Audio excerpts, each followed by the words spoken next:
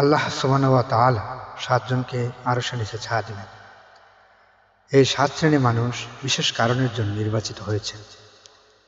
ন্যায়পরায়ণ শাসক, যুবক, গোপনে দানকারী, মসজিদের প্রতি আসক্ত, সৎ কাজের আহ্বানকারী, গোপনে দানকারী, বন্ধুত্বের ভিত্তিতে একে অপরকে ভালোবাসা। ন্যায়পরায়ণ শাসক, যিনি জনগণের প্রতি ন্যায় বিচার করেন এবং তাদের সঠিক পরিচালনা করেন। যুবক, যিনি আল্লাহর ইবাদত ও দৃষ্টান্ত অনুসরণে বড় হয়েছে, অর্থাৎ যিনি তরুণ বয়সে আল্লাহর পথে অবিচল থাকে।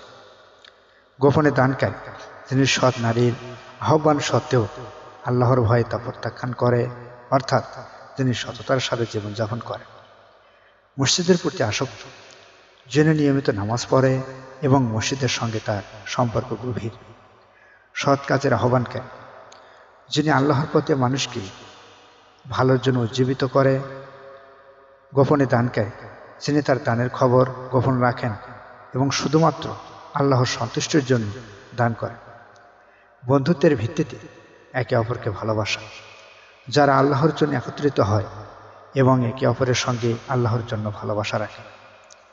এই মানুষগুলো তাদের চরিত্র, নৈতিকতা এবং আল্লাহর প্রতি আনুগত্যের কারণে বিশেষ মর্যাদা অর্জন করেছে।